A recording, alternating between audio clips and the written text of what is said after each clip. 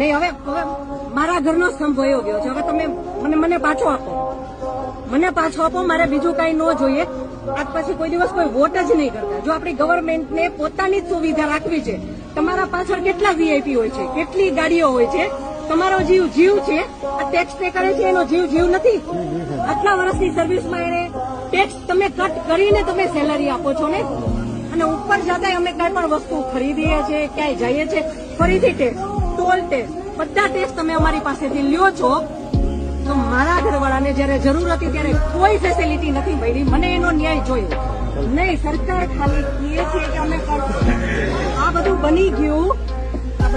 આ બધાને હોસ્પિટલ ખબર નહીં શું ફેસિલિટી મળી ન મળી. બીજે દિવસે આટલો કરફ્યુ, આટલી રોડ બંધ, રોડ ઉપર 100-200 જ્યાં જોઈને નહીં સર, નહીં સાંભળો, તમારે સાંભળવું પડશે. જયારે બધું પતી જાય પછી આપણી ગવર્મેન્ટ આવીને ફોટા પાડે છે કે અમે આર્મી ઓફિસર અહીંયા હતા, પોલીસ અહીંયા હતા, નેતા આવ્યા છે. પછી શું કામ? શીતલ શૈલેષ કલથિયા છે. શું કે છે?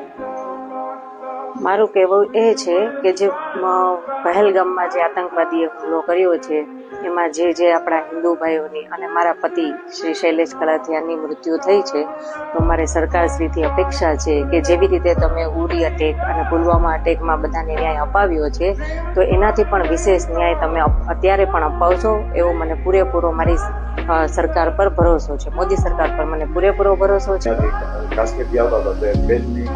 હા, એ પણ એક બહુ જ મતલબ ગંભીર પરિસ્થિતિ હતી. જેવી રીતે આ અટેક થયો એ સાંભળીને ત્યાંના લોકોને બધામાં પેનિક હતું કે બધાને પાછું પોતાના ઘરે જવું હતું. એવામાં મારે પણ મારા પતિને લઈને પાછું ઘરે આવવું હતું, પણ ફ્લાઇટની ટિકિટ તેમાં બહુ જ બધું ડિલે થતું હતું.